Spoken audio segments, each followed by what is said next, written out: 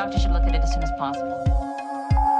It is the way in which we propagate our species. Please demonstrate how this is accomplished. So, what's next? I don't know. Hi, welcome to Intense Trek, a Star Trek recap and ranking podcast. I'm the evil Mirror Universe Charlie Etheridge-Nunn, a writer and fan of the highly nuanced Frank Miller comic Holy Terror. Hello, I'm Evil Miles from a parallel universe, and I'm a fan of the Jeff Johns metaphysical classic Doomsday Clock. For some reason, I also sound like Alan Moore on Quaaludes. This is part of the Nerd and Tie network, which we have infiltrated and will rise through their ranks one stabbed back at a time, whether it's their crime fiction or actual play podcasts. Each episode, we're going to watch stories from 3 different Star Trek shows and rank them on a big list from worst to best, but you know, in an evil totalitarian way. In this reality, we're on the 39th film in the Dark Universe franchise. And Miles and I have had to swap facial hair to show how different and evil we both are.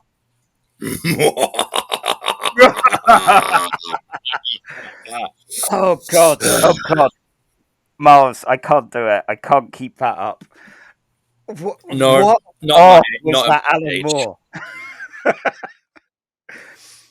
Oh, that was amazing. Right. I used to practice my Alan Moore impression at Starbucks. Oh, good.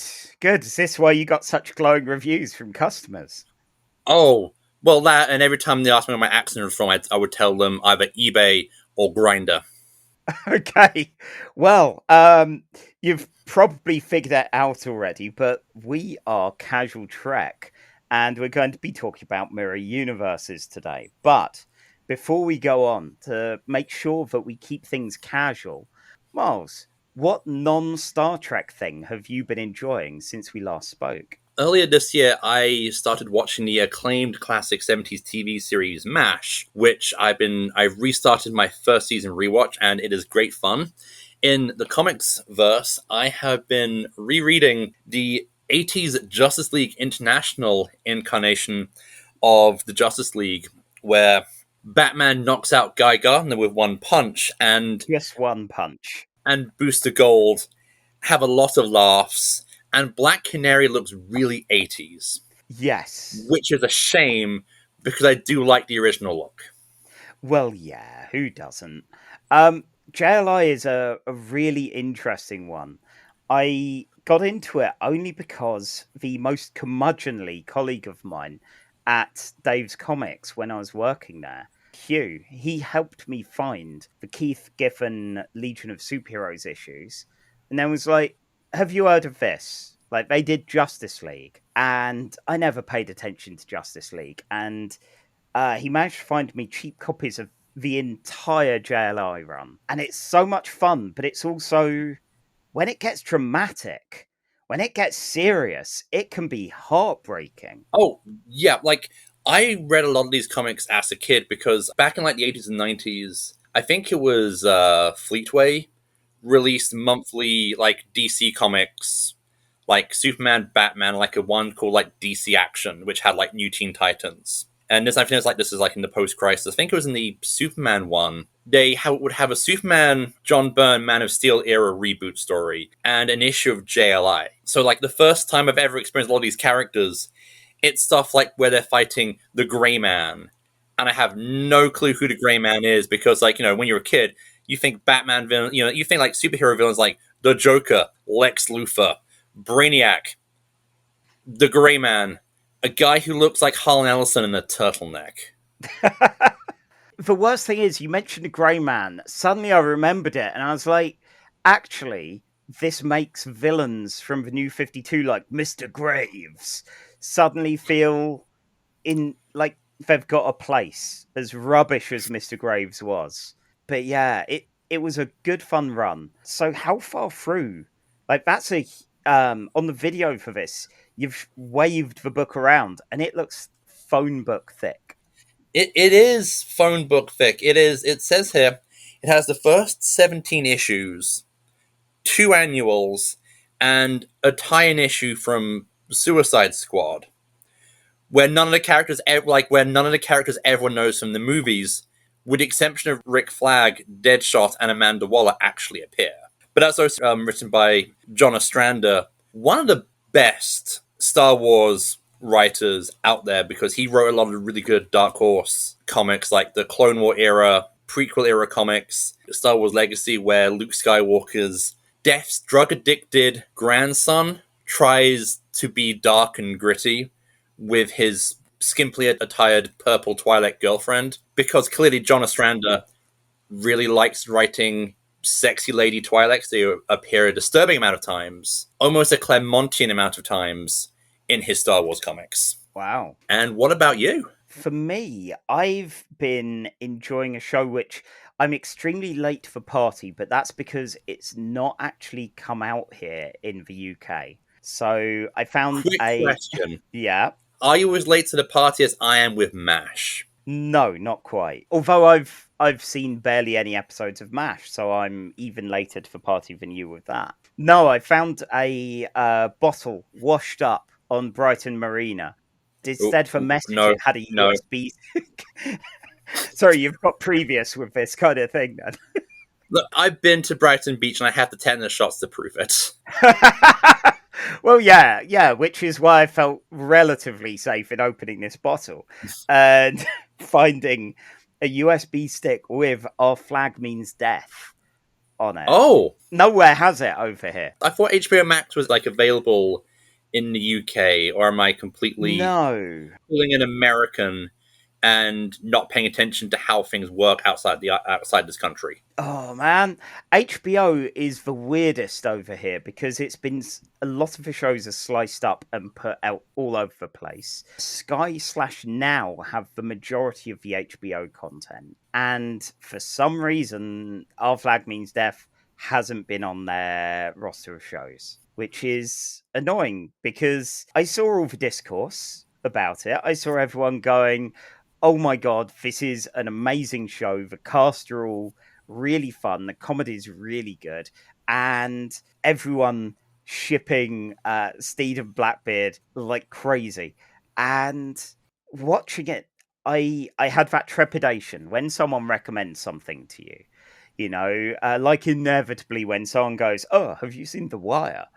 And it's one of those shows, much like The Wire, where you go, "Sorry to inform you, it's actually really good. Like, don't worry, you won't get like." I thought I'd get let down and go, "It's been hyped so much that it can't meet my expectations. It can't be as good as all of the frothing, all of the raving about it." And it's really good fun. The show's by Taika Waititi, who's got a good pedigree with things like Flight of Conchords, doing Shadows, and it's a really fun tale about pirates who are rubbish, frankly. Like, even the ones trying to mutiny against Steed, who's a kind of a rich boy who wants to be a pirate with no competence, just a lot of money, and no real clue about what he's doing. And all of his crew, even when they're talking about mutinying, kind of know they've got a good thing going, and they're not very good at piracy either. So they've all kind of fallen into being gloriously rubbish together. The ship scenes, they look nicer than just being a set, even though that's what they are. But the LED backdrop screen makes it have a kind of hyper real, slight warm glow to it all. And yeah, if you're a fan of the level of piracy of your Muppet Treasure Island and all of that kind of also with that like charming but occasionally wickedly funny what we do in the shadows kind of humor, it's just so much fun. I need season 2 to be out, and I'm probably going to rewatch season 1 long before that happens anyway. So yeah, a hearty recommend from me with that. Okay, definitely I'll give that a watch next time I'm taking a break from HBO Max because, to save pennies here and there. Yeah. And hopefully there's still an HBO Max when I come back round to it, given all the HBO Max timely controversy which is going on at this moment of recording. Yes. By the time this airs, which is, I think, late September, early October. Yeah, if there is an HBO Max, will be a surprise. I do wonder if they will have found a way to retroactively remove all records of every show that they've had from time. So yeah, that's weird with them. But yeah, without further ado, we have some Trek to deal with. And I've never been a fan of the Mirror Universe episodes personally. I don't know if you've probably experienced more of them than me. I've seen, I think, all of the DS9 ones over the years in whatever order they aired on television or in the unlabeled VHS tapes I had in a bin bag. I hadn't seen the original series one, and then I got really bored with Discovery and what felt like half a season, but has turned out to only have been like 2 or 3 episodes. What did you make of Mirror Universe? Actually, one of the very first experiences I had with Trek in the 90s was a Mirror Universe comic book story. I know in the calibration episode I mentioned the Trident Comics Star Trek comic, which was briefly out during the popularity of the films and TNG, and I had I think it was either issue 3 or 4 of the Mirror Universe saga, originally put out by DC, and that was called the Tantalus Trap, and that it was that and a trading card which had the synopsis of Mirror Mirror. I never actually saw the story itself until I could pick up the DVDs in the early Y2Ks. The DS9 ones, which I've seen, are fun. They feel much more kind of fun and campy than the rest of the show. It kind of feels like they go, okay, let's just act out an episode of Blake 7 for 50 minutes, but with money. Yeah. I will probably mention Blake 7 a good 5 or 6 times during the course of this episode. Okay, I'm going to quickly invoke Sandtimer. Okay. Because I'm going to have to go on a ramble. Okay, right. I have Sandtimer. Ready? Ready. Go. Okay, Blake 7 is a late 70s, early 80s space opera put out by the BBC.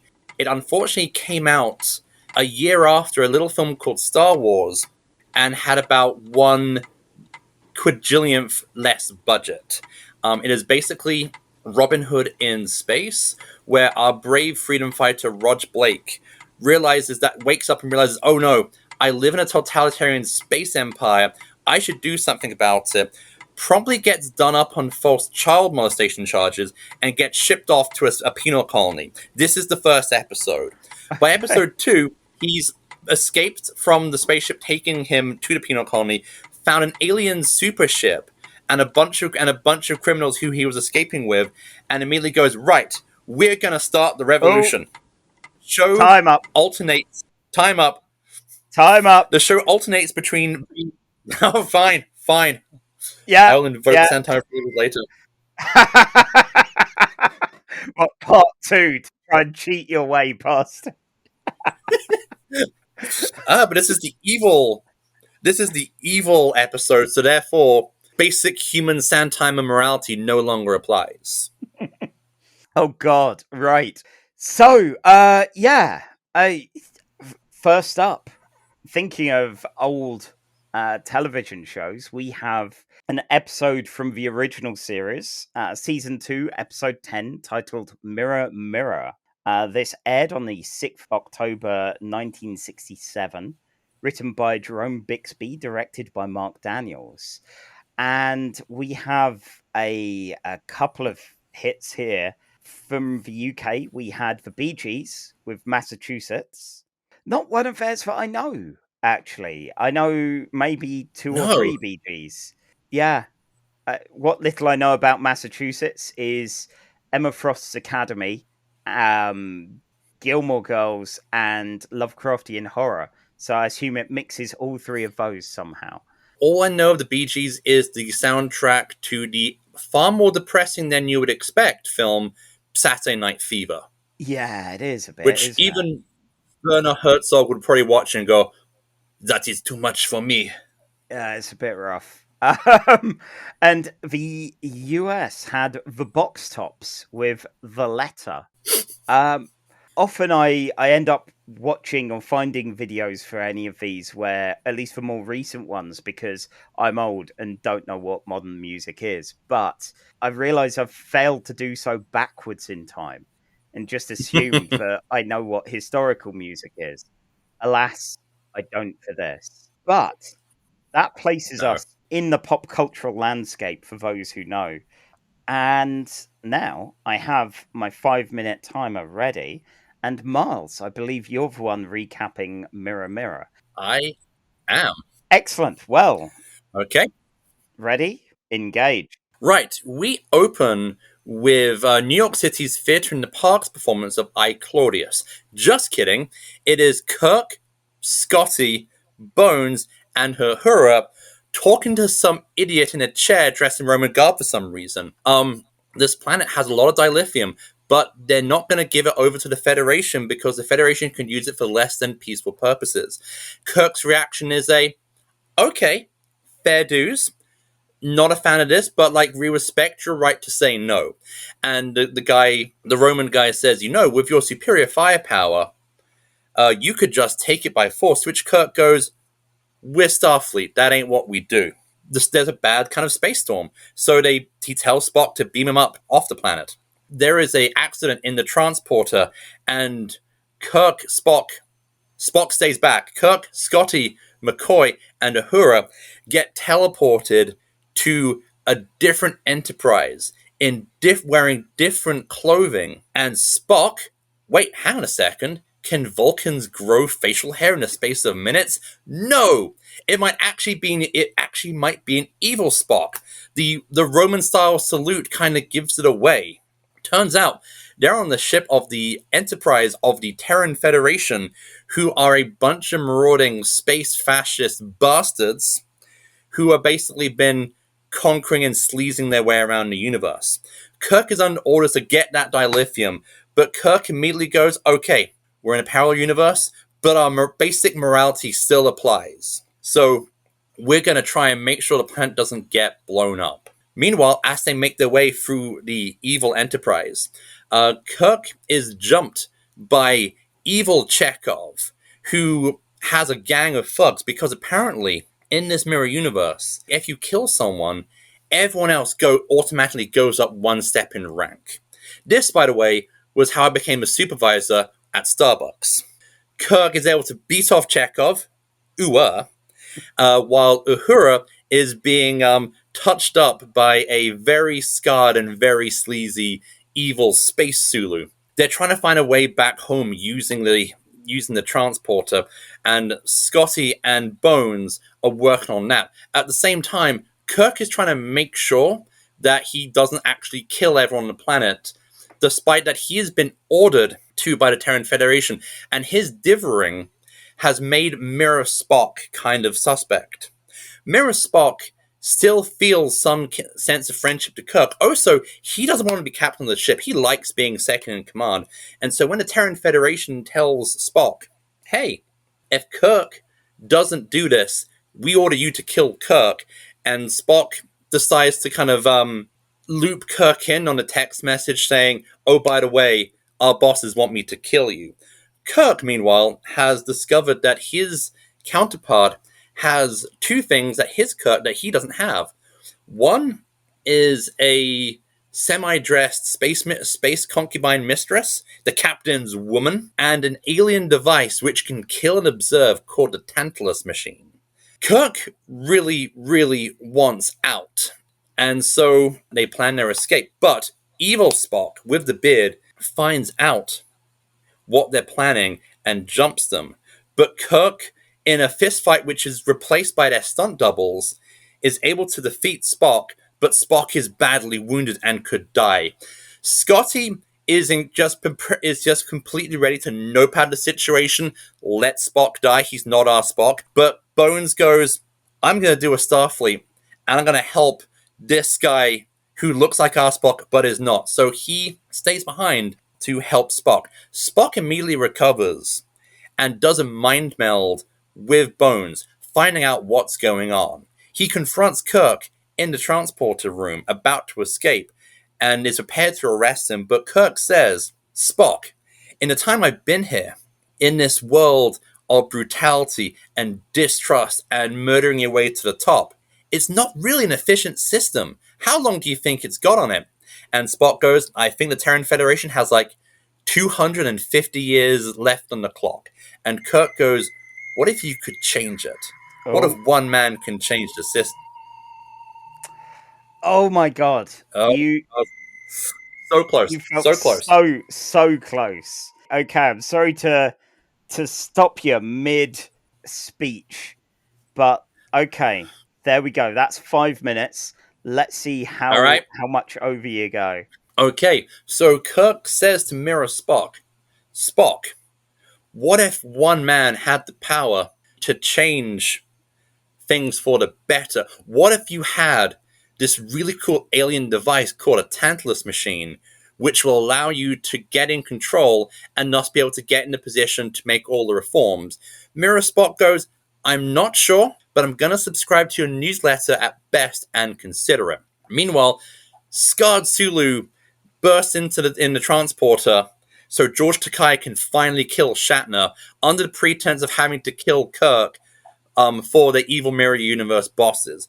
But Sulu's henchmen get killed by the Tantalus machine, so Spock gets first-hand experience of the power of the Tantalus machine. But, realizing he needs his Kirk back, Spock, at the end of the day, helps send our heroes back to the Enterprise.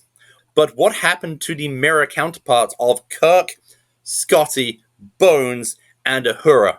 Well, they turned up and within 5 minutes got promptly thrown in the brig. Because Spock just saw through them immediately, because I don't know, Kirk probably tried to hump his chair. And as they escape, Kirk is like, man, Mirror Universe Spock, he was a bit of alright, wasn't he? And Bones was like, yeah, Mirror Spock, kind of alright. But then the door opens and the Enterprise's new female yeoman turns up, and it's the same woman who was the captain's woman in the alternate universe. And so the episode ends with Kirk about to kind of do something which HR will frown upon, and as the credits roll, you can basically see him walking up to her, about to do his best, ladies. And with that, we say goodbye to Mirror Mirror. Okay, that's 2 minutes and 7 seconds. To be honest, I thought somehow you were going to pull it out within like 5 seconds of that, but yeah, there was still a bit to cover. So like Mirror Kirk and Scotty and Uhura and Bones, they come from a society where backstabbing is constant. No matter what, you just do a murder and then rise up the ranks, and that's fine. I'm guessing they didn't really have any training on actual espionage or anything like that. No, for okay, I'm going to say that the Terran Empire, as presented in Mirror Mirror, doesn't look like it's based on Nazism or national socialism, fascism, but definitely more Roman Empire, and very much what Western pop culture kind of assumes how the Roman Empire worked. It certainly seems like what the modern Tory party is basing itself on currently. Oh, definitely. And I remember texting you saying, this is a really inefficient way to have an empire work. Then I realized, then as I was thinking about it yesterday, I think that's the point. I think we're meant to see that this society doesn't work because, like, when asked, Spock goes, yeah, 250 years tops. And after that, boom, collapse.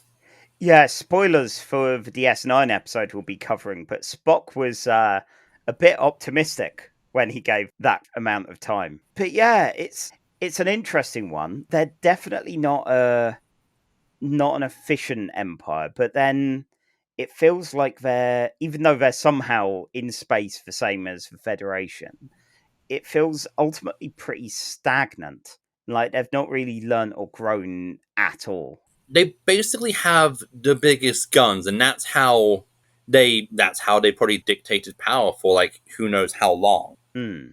And yeah, like part of me as I was watching, part of me was like, I wish we had seen more of like the mirror universe versions on like our Enterprise. But it is kind of funny that they're kind of worrying about what they could be getting up to. And we immediately jump cut to Spock just basically all but yeeting evil Kirk into a cell. Like that bit is actually kind of funny. Oh god, yeah, that's so good. That kind of, oh no, they're going to be having a hard time. Nope, no, frankly, Nope. they're Nope. probably doing better. Spock's got this. At the same time, even though this is a universe based on distrust and backstabbing, we see that Spock still has some measure of friendship, or at the very least, respect for his Captain Kirk. Yeah, Because he seems to be like the line, basically, even if it's his own interests, he seems to be going out of his way to make sure Kirk doesn't get killed. it's interesting, really, and I think seeing it as the Terran Empire, and Spock's obviously done well, but is an outsider to those philosophies and those ideas, even if he's half Terran himself. Maybe that's some kind of indicator that actually having a sense of camaraderie and not a sense of I need to hire a gang, kill my way to the top, and get killed by one of my gang. And that's fine. That's just the status quo here. He's actually like, I've got a mate and I'm fine being second in command because I can still be, like powerful and shady and all of these things with my boy Jim in charge. It's interesting to see. I don't think it had a lot more that it could do. As fun as it would have been to see the mirror versions in the normal universe, I'm pleased that this isn't one they return to again and again and again. It's fine left as is. It's a 50-minute episode of TV, and it's fun for it. Watching it, I'm thinking, is the only time George Takei ever gets something to do in the original series, he's either evil or crazy. Because this is the most I've ever seen Sulu do in an episode of Star Trek where he's not got his top off waving a sword around. It's it's a shame really because he can do good work, but maybe they were like, actually, he's good when he goes big, and let's use that sparingly. He's really kind of like, he's good as evil Sulu, and he's kind of just perving all over Uhura, who is wearing the most fantastic boots. Those were the best boots. Actually, that's something. I watched the episode in two parts over a couple of lunch breaks. And for one of them, I think for the latter half, my lodger, Lee, was there and watching it. And he saw Uhura drawing the knives out of the boots. And everyone with these tiny, tiny little knives and going, they've got phasers. Why don't they use the phasers? And I was like, Lee, a phaser effect would cost money. Like, sure, there are more dignified things to do than wave around, something that's about the length of a pen. Okay, speaking of the scene where Uhura is like trying to pretending to seduce Sulu, and then pulls a knife on him, and basically starts emasculating him in front of the bridge crew. There's the two red shirts standing by the lift doors, and the one on the stage right is like smirking. He's watching just Sulu basically getting cock-blocked by Uhura, and he's like, this is my kink. This is what I'm here for. This is why I joined the Empire, to watch my bosses basically get humiliated in front of me. Well, good for him. I hope he's living his best life in the Mirror Universe. I really enjoyed it. I didn't really have a huge amount else thoughts-wise with this. Like the death device, the kind of the one that Kirk's like ship's woman, who is Cersei Lannistering her way from captain to captain by the sounds of it. Like, at one of the big pivotal moments, she's the one that goes, just push the button, eliminate Sulu's mates. Yeah. I was wondering when that was going to get put into play, because this episode feels like there's a lot cut out of it because they get to the conclusion within 3 minutes of the closing credits. Yeah. Like, even for Star Trek, that's really pacey. Yeah, it definitely moved at a clip, even if I had to do it in 2 sittings. It still kept momentum in a way that I'm not used to with the original series. Yeah. Like, it's good and fun. Like, I think they've definitely have gotten...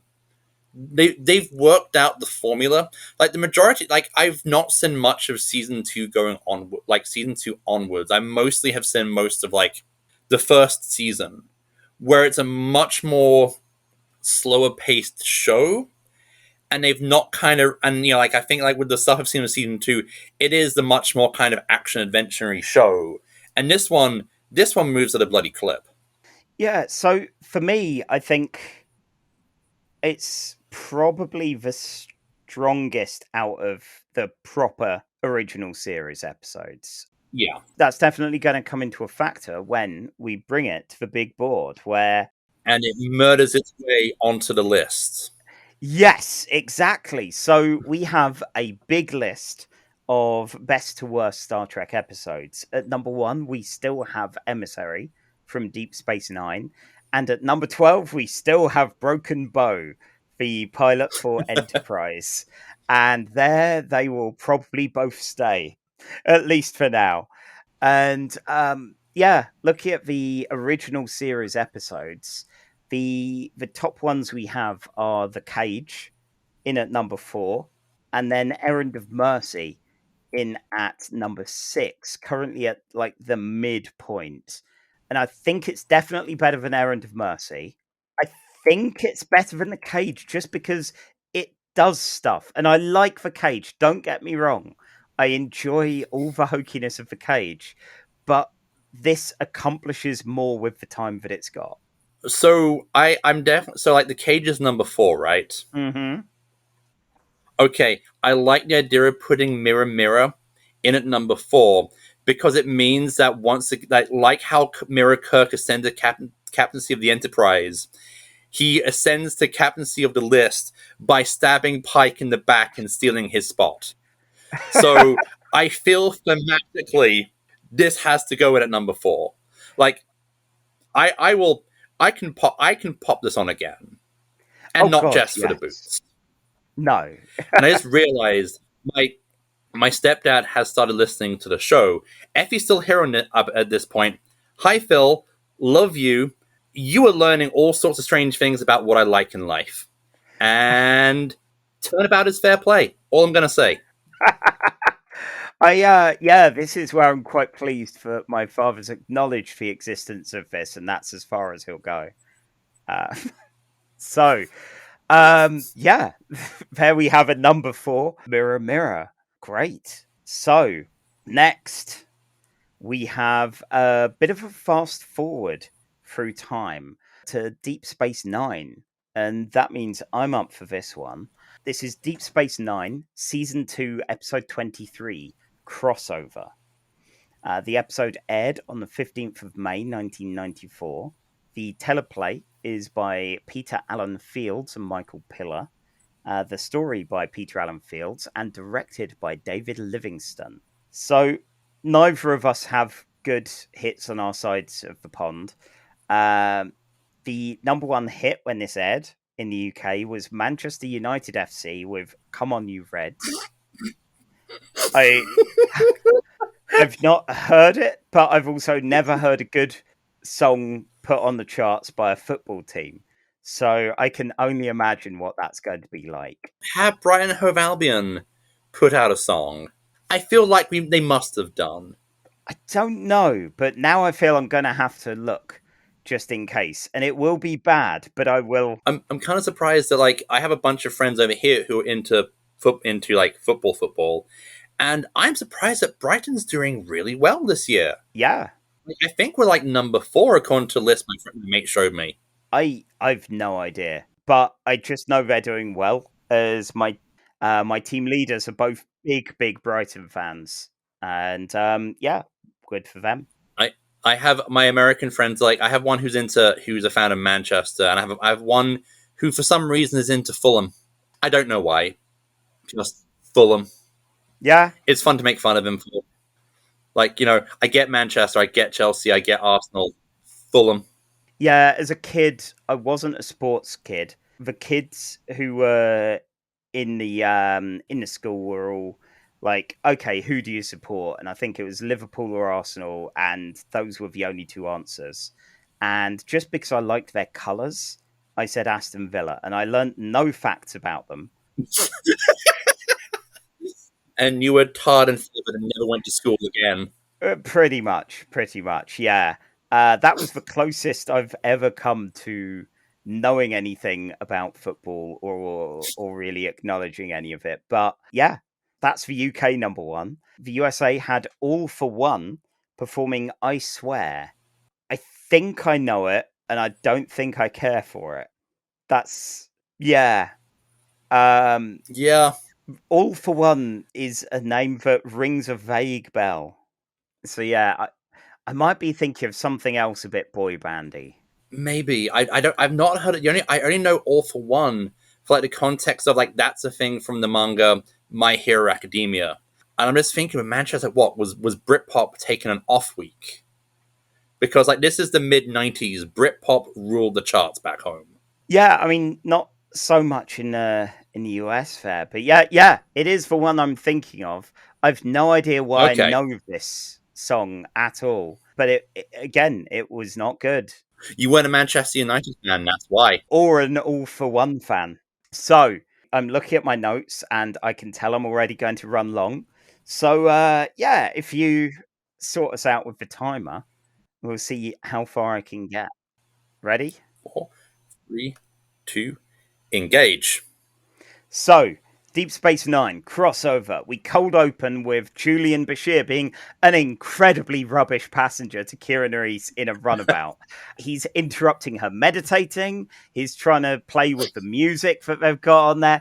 And of course, he's kind of flirting, but only if she's into it. Otherwise, this totally isn't flirting. But do you want to go to dinner?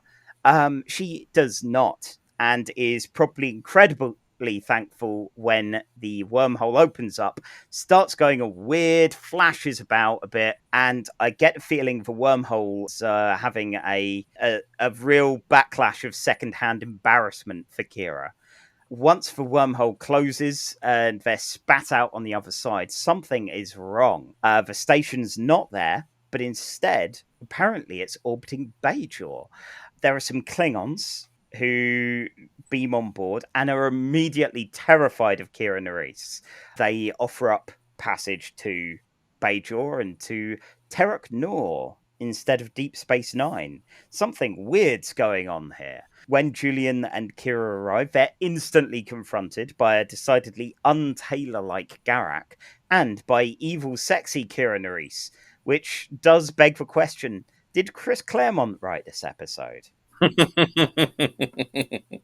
After the opening credits, we learn this is the Mirror Universe again, far more forward than any of the episodes that have been shown so far.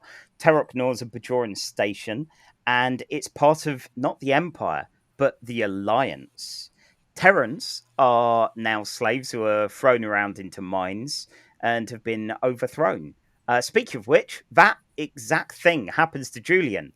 He's thrown to Odo and his mining team, and he gets slapped about a bit, which he could probably do with. And Kira is given a bit of a tour by Mirror Kira, who is far too intrigued by the possibilities of another version of her being around, and decides to keep Kira kind of as a friend slash pet slash we could do a princess switch kind of thing. Kira explains there was a guy called Kirk, and our Kira has no idea who that is. But anyway, Kirk moved over to the Mirror Universe and inspired Mirror Spock to change his ways. You might remember that from about 15-20 minutes ago on this podcast. The Terran Empire became peaceful and weak enough to get overthrown by a Klingon-Cardassian alliance. The Bajorans, who were Terran slaves, got in on this, are good friends of the Alliance, and have put a big weird flag everywhere that kind of looks like if Cthulhu was looming over the Klingon flag. Mirror Kira doesn't know how to send Kira back, and isn't really keen on doing that. Instead, she wants to do her a solid and keep her alive, just murder Julian. Kira asks, instead of doing that, could you just treat Julian like shit for a while? You know, it's good. It'll build character. And I love that Kira isn't just playing at standard interdimensional playbook here. She is fine with a lot of this. Kira does find Julian in the mines and explains the whole Kirk thing. Julian has heard of him, having obviously read enough biographies to think he can do a Kirk, and he just never quite gets that ability in him. Julian reckons he can speak to Mirror Mars because he's probably good with transporters, even though he is also working the mines here. Kira finds Mirror Quark, which is a bit sad, really. His bar's a lot more sedate, and he doesn't even know what gold pressed latinum is. Instead, he's been smuggling Terrans out until he gets caught by Garak and dragged off for interrogation before he's able to help Kira. Mirror Cisco shows up. Good timing as he goes, this bar, it's mine now, and starts pouring himself some drinks. It turns out he's a jolly but evil pirate type. And he starts, chucking drinks around for everyone and explains that he's been summoned here by Mirror Kira because she's got another Kira to play about with. And he's impressed by there being a Kira, and she's a bit surprised that a Terran is let to do anything good around here. Apparently, he has no conscience about anything. I'm gonna have to stop. I'm gonna have to stop you there. Oh, you have failed the Empire, and thus you are punished to 5 to 10 minutes in the agony booth. Oh God, not the agony booth. Yes, the agony booth. It really itches. Your punishment in the agony booth is to finish recapping the episode, and as soon as you had finished in a clear and concise manner, you'll be executed, and we all go up in rank, and you'll be timed. Your time in the agony booth begins now. Okay, yeah, so Cisco, he's a bit of a dick. When Miles is trying to keep the station from blowing up and falling apart, he's dragged off by Cisco, who keeps calling him Smiley and loves his disdain, wants him to stop bother keeping the station working because he's got a ship to look after. Mirror Kira runs a bath, summons both Mirror Cisco and OG Kira, probably for some kind of interdimensional threesome, but she's also got the matter of Kira trying to acquire a transporter to get home, which is incredibly impolite because she's got a party planned to do a whole, hey, look, we're twinsies kind of thing. I guess that's how they entertain themselves here. Also, it's dropped in just quickly that transporters have been reconfigured post-Kirk to stop interlopers coming in from other dimensions. Quark's brought in to be shown off in a kind of, hey, he's the one that was trying to get you transporters. He's fucked now. And taken off for a quick death in that sort of Mirror Kira switching it on and off the charm of going, hey, we're going to have a party, murder this Ferengi. So, the party then, kind of way. Kira warns Bashir that, gone ahead of myself there a step. Kira gets confronted by Mirror Garak, who's very eager to help her get home because he's had enough of one Kira, let alone two.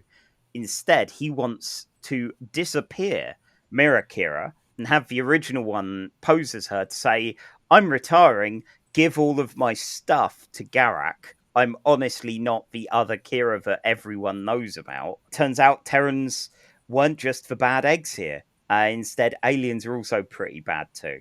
Oh, and if she doesn't go along with Garak's plan, then Julian's going to get murdered. Kira tries warning him and goes to Cisco as well to try and play on his conscience, which he doesn't appear to have. She does mention about how shit everyone treats Terrans, and every time we see Cisco from here on out, he starts noticing more of that himself as well. We have the big party. Kira's here in a blue dress, which seems incredibly not like what we've seen Mirror Kira in so far. But she's welcomed by Garak. Mirror Kira arrives in the same dress and, is here for wacky hijinks until, Cisco starts watching Klingons imbue a Terran, and that drives out his mood, is a bit peeved. At the mines, everything goes wrong. O'Brien trying to fix the station repeatedly. Turns out he needed to fix the goddamn station because it's all starting to go awry. Things are falling apart. Julian and the miners all see this as an opportunity to escape. Julian grabs a gun and fucking murders Odo. Like, I know this is mirror Odo, but he pops. He pops like a weird goo-filled balloon. He explodes. Bloody Jesus. explodes. Wow. Odo explodes. I mean, I'm pleased that the original Odo won't die like this, but it's interesting to see how an Odo dies. What? I bet that got cut on BBC Two. Yeah. I bet the part where Odo explodes got cut on BBC Two. I don't remember seeing that. But yes. Anyway. Okay. Julian is fleeing through air ducts because, you know, you're doing an escape, you need to follow a theme. He finds Mirror Miles, who is genuinely just trying to do his goddamn job. Julian gives him a bit of persuasion about how good normal Miles' life is. So, you know, 50-50 truth and lies, ultimately. They're both caught. Mirror Kira is very disappointed in them both for everything that's gone on, especially the Odo death. So she orders both Julian and Miles to be put to death. But what's this? Oh my God, Mirror Cisco, he's grown a conscience. He rebels. He's like, oh no, this is really rubbish, actually. Treating every Terran like this. Pulls guns on Kira and the others, as do the rest of his crew. He runs off with them, decides, I'm going to side with you lot. I'm going to make a resistance. Smiley, you're coming with me, which is frankly good because otherwise, Miles would have gone to the original universe to see what things are like there, and that would have just been a bit awkward. So they fly off to be pirates together. Julian and Kira fly off back to the wormhole, where they are shot up mildly by Klingons, but they make it through into the main universe, where everyone is worried about them. They've been looking for a little while now, and yay, they're back. The fairly abrupt ending. All right. That was 5 minutes 20 seconds, but I'm gonna perform a unevil act of charity and say it's 4 minutes 20 because we did spend about a minute repeating Odo fucking explodes ad nauseum for a minute, so I'm gonna give you that.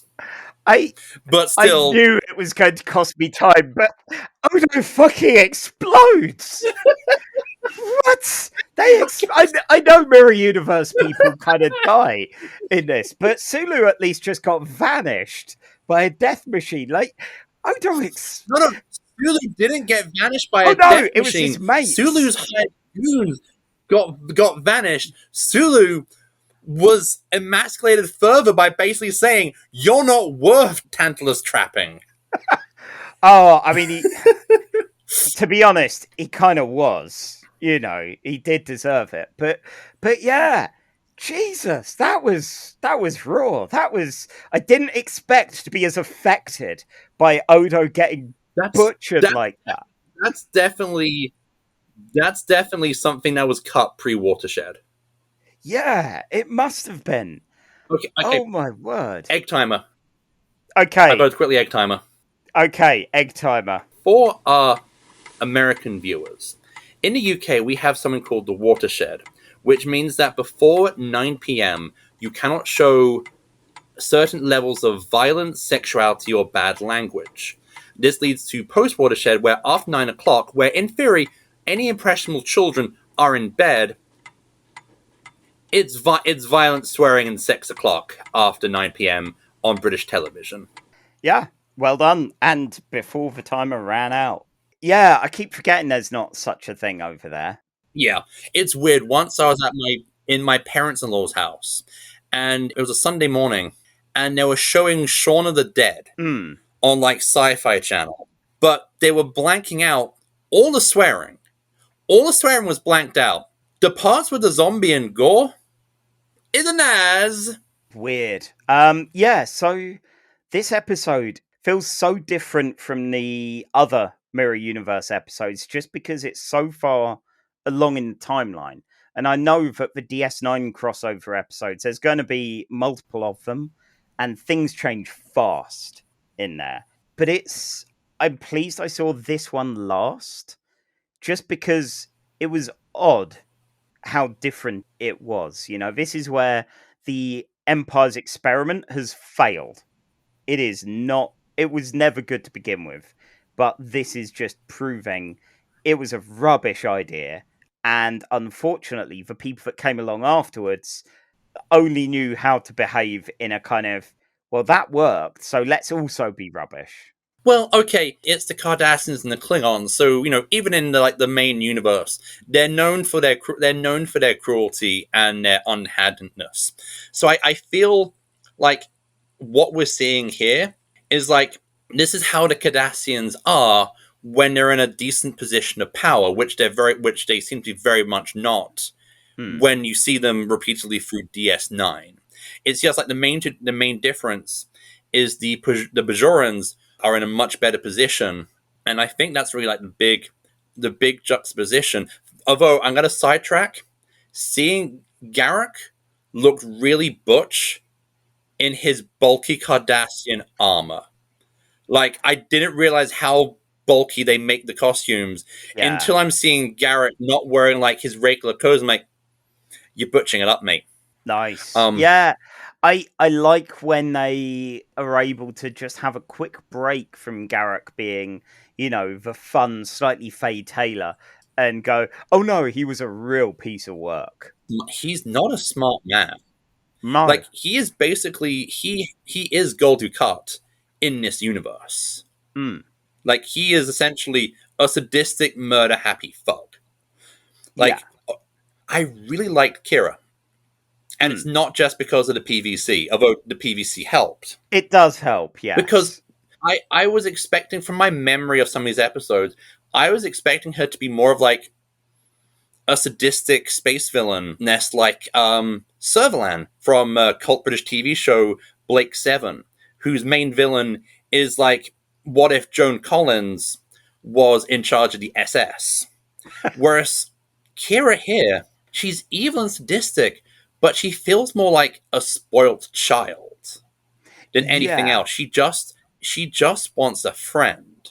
Like, she does, like, she clearly has all this power, all this authority, all this respect and fear, but no one ever gives her the love she wants.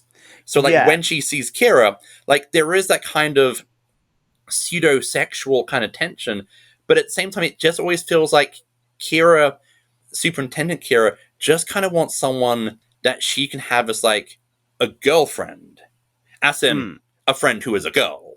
Whereas, I like the fact that our Kira was kind of okay with the idea of Bajor being in charge and wanted to make some notes so that she could take back. And it was nice to see Kira be manipulative, because she is like, Kira is very much like a blunt force instrument normally, so it's nice to see Kira showing actually a very kind of manipulative streak that she does show on and off.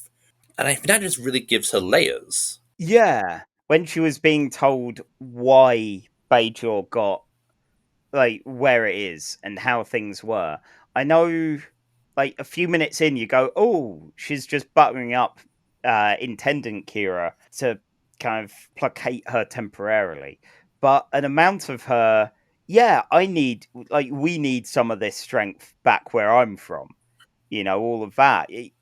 While it's an angle, you could hear what she's saying. There's definitely an amount of sincerity, an amount of belief, even if she's mainly trying to get home.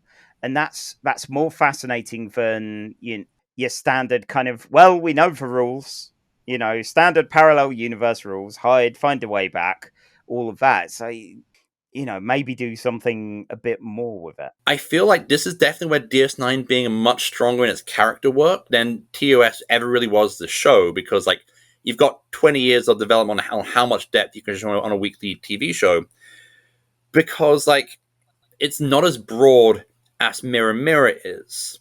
So, like, you have O'Brien, who is, like, the same, but he's just much more beaten. He's just completely beaten down. You have Quark, who is the same kind of, like, friendly barkeep, but is also kind of, like, a crap version of Humphrey Bogart in Casablanca because he's trying to help smuggle people out and to get his unfortunate demise where he is beaten, tortured, and executed. Yeah, you have Kira.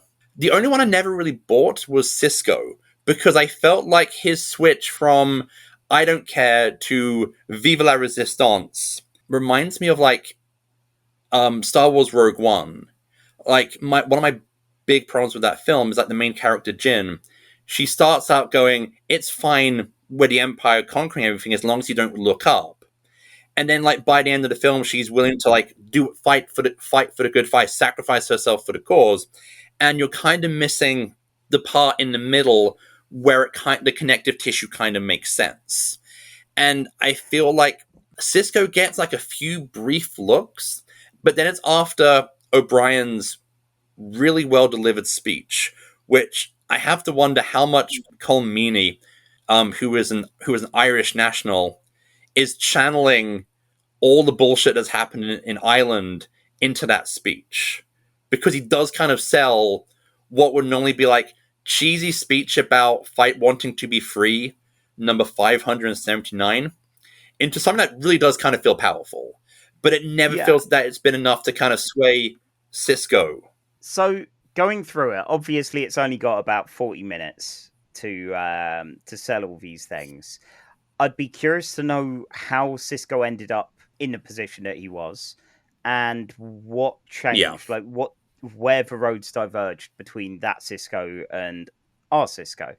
And you can see, even though it's only minor moments, the second that Kira tries to sell Cisco on maybe what's going on with the Terrans is a bit shit, maybe do something about all this, suddenly he is seeing it everywhere in all the microaggressions and all the aggressions towards Terrans. The moment that that one of them bumps into a rowdy drunk Klingon and is abused and beaten for it, all of that culminating in the sod it, let's just murder these two. We don't care, just sling up a noose, it'll show the others.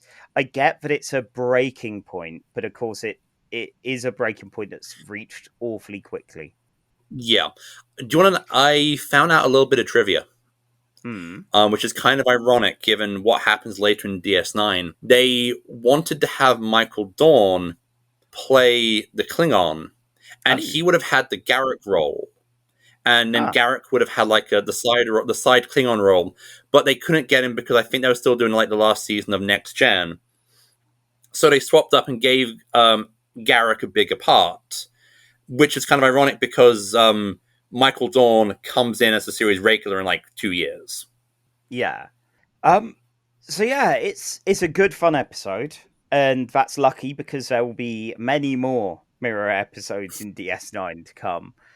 And I guess there's the question of where we put it on the list. Now, we've only got 2 DS9 episodes, currently occupying the number 1 and number 3 spots with Emissary and House of Quark, respectively. Would you say that crossover is better than either of those? No. Like, for all the PVC in the world, no. That's my criteria on this one. Wow. I definitely think it's like definitely in like probably in the 5 to 10 category. Is it as good as The Cage? Oh, there. So we're already skipping past Mirror Mirror in the number 4 slot and going down to The Cage. Is it better than The Cage? Ooh. While I like the characters and I like all of the things there, it's the sets are all just grimy. They feel like they've just taken away half the lighting and they've not done enough. And what is up with all the mine stuff anyway? So are they mining? I don't know if I just wasn't paying attention, but it's a mining station. So do they just bring in asteroids and hack them apart there? No, because that's why the Cardassians came to Bajor and they strip mine the planet, and they take the ore up to DS9 to refine it. Like that's Okay, why cool. that's why it's changed locations, because it's where the station used to be before it Yeah, got moved to the wormhole in Emissary. yeah. So I don't know. The mine stuff always was a bit odd anyway, of like, yes, you are here doing all of this in our kind of set of pipes and tubes and things, but if it's refining more than actually, carving it out, that makes sense. Anyway, my ignorance Yeah, aside, so I think probably under the cage we next have the Vulcan Hello / Battle of the Binary Stars. I'm gonna say it's better. I'm honestly gonna say it's better than the Discovery opener because Odo fucking explodes. Odo fucking explodes. Like, they exploded Odo. Like, I mean, who like does is that that? just like did they make an entire fake Odo out of goo and then just blow it up with a squib, or is it like a digital effect? Because like it's I a think good effect because like they blow him up. they really did.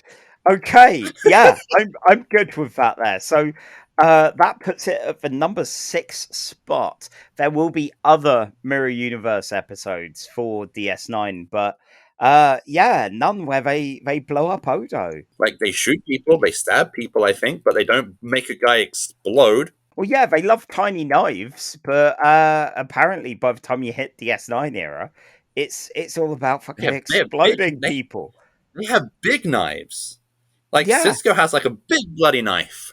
I mean, you'd hope after like 100 odd years they would develop better knife technology, I guess. It's like Dune. Like Dune is all about knives. No, but then they have reasons because of how personal shields work in Dune. Of But course. this is not casual Dune. I refuse to do God. casual Dune. No, no, let's never do casual tune.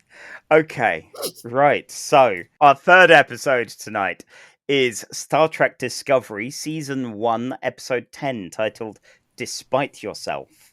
It aired on the 7th of January 2018. It's written by Sean Cochran, directed by Jonathan Frakes, and somehow isn't named after a jazz tune, which I'm very disappointed in him with that. We've got an odd double bill of UK and US number 1 hits. The UK has the unlikely sounding team up of Eminem and Ed Sheeran with River, and the US has Ed Sheeran with Beyonce performing Perfect. I don't care for Ed Sheeran. I didn't listen to either of That's too these. much.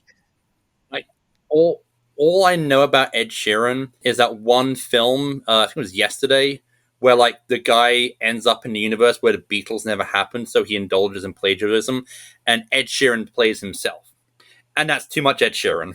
This is too much Ed Sheeran. I remember him briefly in Game of Thrones, and I've been subjected to him primarily from buskers, admittedly. And yeah, I I don't care for him or for these. I miss Brighton. I miss Brighton.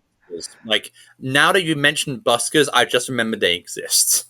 Oh my word. There are some, yeah, like Hallelujah is still the number 1 go to for buskers, but I've heard sad folk indie sounding Oasis covers, which was bad. I'm a man of peace, but given a suitable size rock, I would have thrown it at the man. Anyway, Anyway, threats of violence against an unknown busker aside, let's find out what Despite Yourself is all about. So, if you're ready, 3, 2, 1, engage. due to shenanigans, the USS Discovery has spore drive themselves into an evil mirror universe. They discover this by finding themselves in a debris field and with ships that shouldn't be there, and they get attacked by a Vulcan ship. They find a black box from one of these blown up ships and discover, oh wait, we're in an evil fascist universe. Ope, as we say in Wisconsin. They discover who they are, and they find out the Discovery is led by the evil mirror universe version of Tilly, who in this universe, the signifier of evil isn't a goatee, it isn't a full body PVC catsuit, it's actually the hairstyle of soccer mums who complain about their drinks at Starbucks. So we know that this universe is truly and irredeemably evil. So they discover that the events of a previous episode, which hasn't been covered by us from Discovery, still happened, and that a previous incursion has occurred with a ship called the USS Defiant, not that USS Defiant. Lorca makes everyone dress up as fascists and tells them that they have to put their best fash on in order to survive in this cruel, wicked universe. It might be that he's actually evil from this universe, and we'll find out in a couple episodes' time. But in this universe, he actually led a revolution and killed this universe's Michael Burnham. They hit upon the old, let's disguise myself as my evil duplicate caper and pretend that Michael didn't die and actually captured Lorca. They go to the mirror universe of the Shenzhou, the ship which was blown up in the Battle of the Binary Stars. We did cover that episode, which is captained by Connor, who was an extra who got killed in that episode. Michael, Michael, the guy who's actually a Klingon, whose name I've forgotten. Ash Tyler. Ash Taylor and Lorca go aboard the Shenzhou. Captain Connor immediately tries to kill Michael Burnham to maintain his rank as captain. Michael doesn't do a Starfleet. Instead, she shacks a guy in the lift to rapturous applause. And they're heading off to meet the Emperor to get the information they need. That is the A plot. The B plot is that, oh my god, names are failing me today. Oh, no. Is that the engineer who's in charge of the spore drive is comatose. Stamets. And his boyfriend, the doctor, is looking after him. At the same time, Ash Taylor has been having some issues. Again, flashbacks of stuff he doesn't remember happening. It turns out that actually it's not brainwashing. Oh no, he's actually a Klingon surgically altered to be a human, and he responds to this quite naturally by snapping the doctor's neck in some unintentional act of burying your gaze. And that hasn't been discovered in the B plot, because Ash is now ends the episode shacking up with Michael Burnham in the evil Shenzhou, and I believe that is it, because not a lot happens in this episode. Oh my word. Really? Yeah. I mean, you basically kind of. Did I sum it up? I mean, did I actually yeah. There are bits, but we can chat about those. That's minus 1 minute and 30. Minus 1 minute. Champion. I swear, Champion. only when we do Picard episodes will they get shorter. You know. Okay, I am waiting for the animated series episodes, which we take like 10 minutes to describe. Oh no. Okay, so yeah, so there's still this is set before the original series Mirror Mirror, and it's still a heavy betrayal-based society. And yeah, there's mention of an emperor who we don't see in this episode, but is gonna turn out to be, God, I'm being Philippa Giorgio now. Yeah, Giorgio, who Michelle Yeoh. Yeah, who is very good, but also might have outstayed her welcome, in my opinion, in the future seasons of it. She's a good actress, and have you had a chance to see Everything Everywhere All at Once yet? It has literally just appeared on Prime, so it is one of the next things that I will be trying to see. Because she is amazing. Okay, I'm not she is amazing in everything I've seen her in, but Everything Everywhere All at Once, she's bloody amazing. When I was watching the episode, I hate the term show don't tell, because I believe it's one of those terms which has its meaning has been mutated beyond all recognition, and it's now just kind of used as buzzwords by people who have very strict ideas on how you write different formats and mediums. Yeah, people that just want a Wikipedia entry. Yeah, what I came up with while watching this was what I called Warren Ellis syndrome. Uh-oh. Because... Uh-oh. Are we going to hit some problematic territory here? No. Warren Ellis is Warren Ellis syndrome.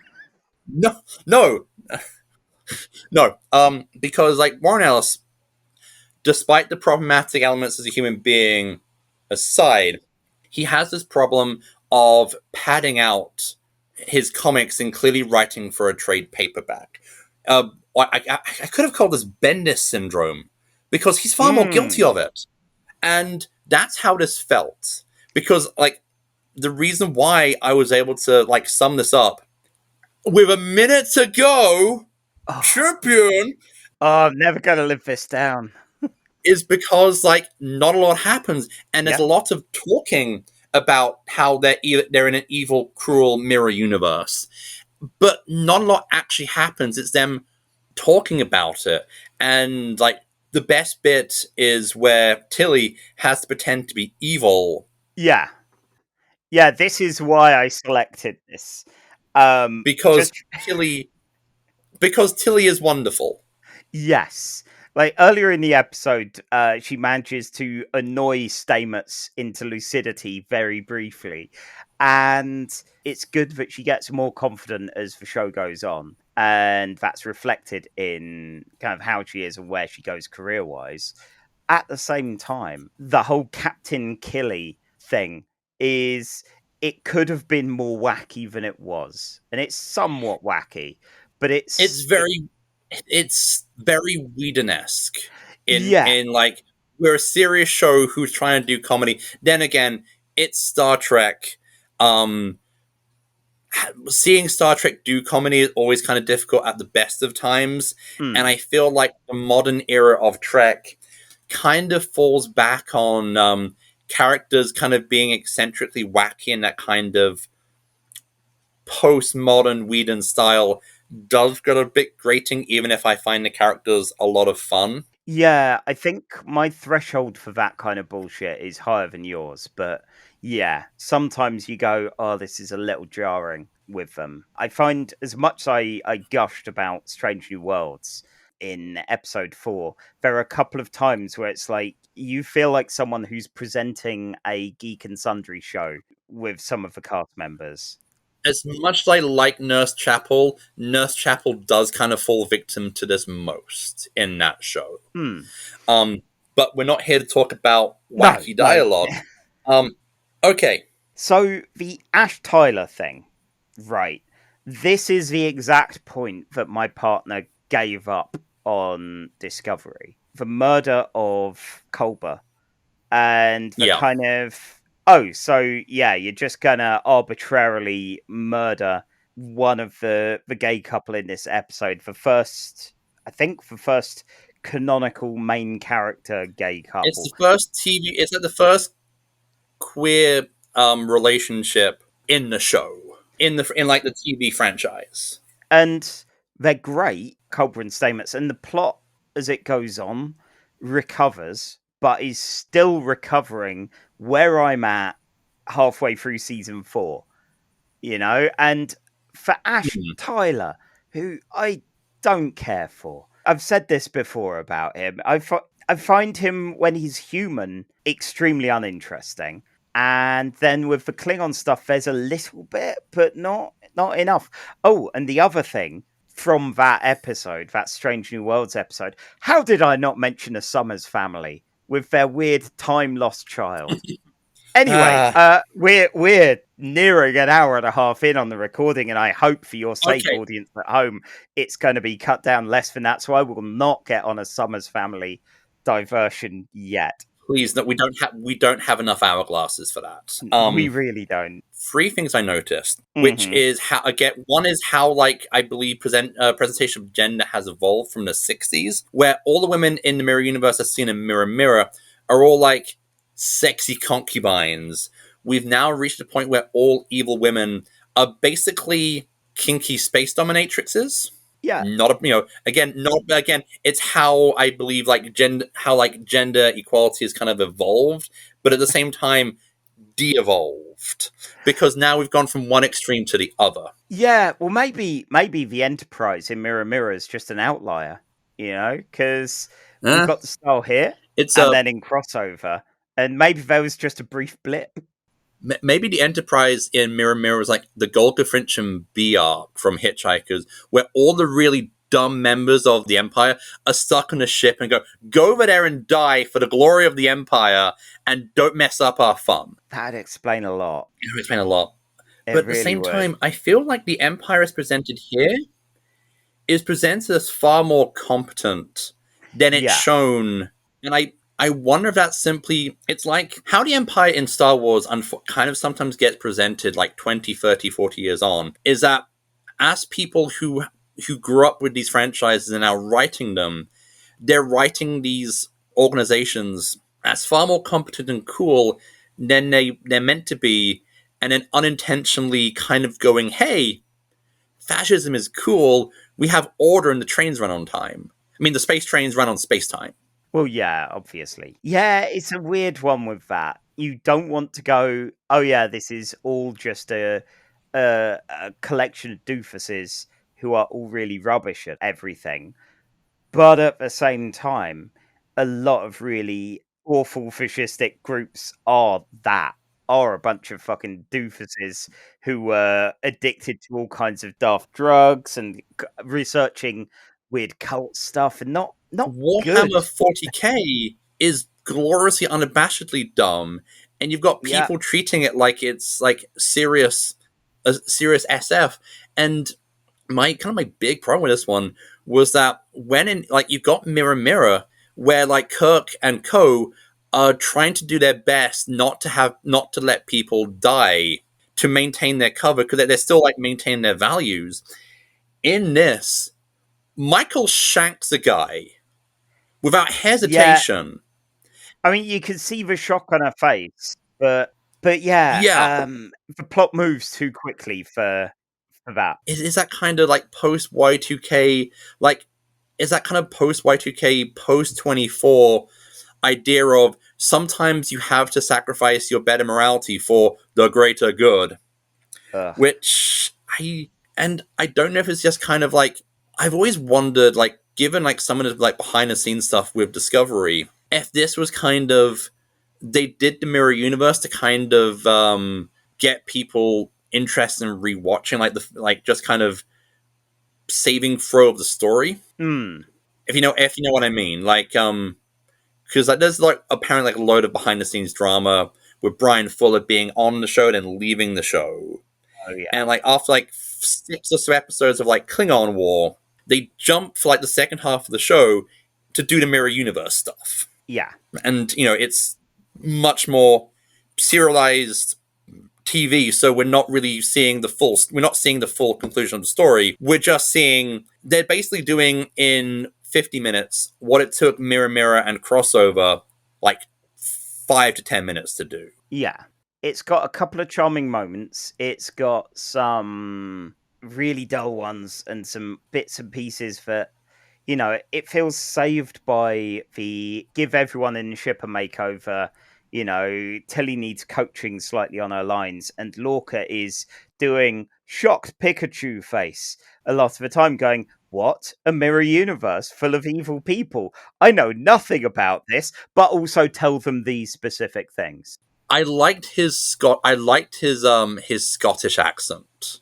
Yes, that being the Scottish engineer felt very like, on the nose. But yeah, like, Discovery for this kind of like big plot stuff, the kind of sometimes where the big plot stuff kind of falls apart. I feel like Discovery sometimes works better with like the characters, with the kind of character stuff. Like it always makes sure that you have your characters have like a duologue like every few scenes to kind of make sure that we kind of feel for these characters. But at the same time, you kind of want the plot to be moving, and the plot doesn't really move. So, speaking of plots moving, it's probably a good time to have a look at the big board. Now, I'm having a look here. We got 2 Discovery episodes on the list. We got one at the exact halfway point with the Vulcan Hello and Battle at the Binary Stars. We got one at number 9, which is Through the Valley of Shadows. And I think Through the Valley of Shadows is better than this. As much as I had things to enjoy, they were moments to enjoy rather than whole storylines to enjoy. And, it did the impossible of making me care about Ash Tyler and his offspring. There's an old term which is used in Doctor Who called moments of charm, where the script editor Terrence Dicks asked John Pertwee what he kind of wants to have his character do, and like John Pertwee was like, just give me a few moments of charm here and there. And so like you have little scenes where John Pertwee's Doctor gets to talk about how wonderful daisies are, or just like these little moments where you see that the character is more than just kind of like this very camp, flamboyant James Bond type, and that he's like deep down this very emotionally caring alien. And this had like those small, like the bits where you have Tilly and Michael, or Tilly trying to make Stamets wake up by being annoying, are inherently charming and delightful. It's just not really, that's not going to carry an episode. So, up until recently, this was our halfway point, and now it's right near the bottom, because we've picked some top-heavy episodes. How does it fare to Encounter at Farpoint? It's a difficult one. Like that always feels like a difficult bridge to cross. I really don't want to say that Encounter at Farpoint is better, because I know I'll probably get jumped in the streets. But at the same time, I want to see Grapple Zorn's jam band. Encounter at Farpoint is bad, but it's one of those, it's almost Plan 9ian in its, this is bad, but I will watch this far more than I will watch Despite You, because like it's chapter 10 of like a 16 episode story. It has far less rewatchability unless I'm watching the whole of Discovery, and that I feel like every time we talk about Discovery, this is what's going to keep losing Discovery points. Like I feel at some point we may just have to, when we talk about Discovery, have Discovery on its own list where we rank it, like a sub list where we rank Discovery amongst itself. I've been trying to compile the list of the episodes and combining like part 1 and 2s of things. And it's difficult when it comes to Picard and Discovery because of exactly that. There's no easy way to go, this is part 1 of 5 or anything like that. But yeah, Despite Yourself has good moments, but it doesn't have those character-defining moments that Encounter at Farpoint has. So I'm going to ask an obvious question here. Is it better than Strange New World, singular, with Enterprise, where Trip gets even more racist than usual? Oh, always. Yeah, good. Yeah. So this puts it at the number 12 spot on the list. And that's 12 out of how many at this point? 15 now. This is 15 that we're at. So yeah, we're getting a sizable list. I'm going to have to add more numbers to the spreadsheet. That's how far we're getting now. Our list can now rent out 15 certificate movies from... Where do you rent movies now these days? Because like Blockbusters is done. No more Video Box. Oh, RIP Video Box. Mostly just off licenses now.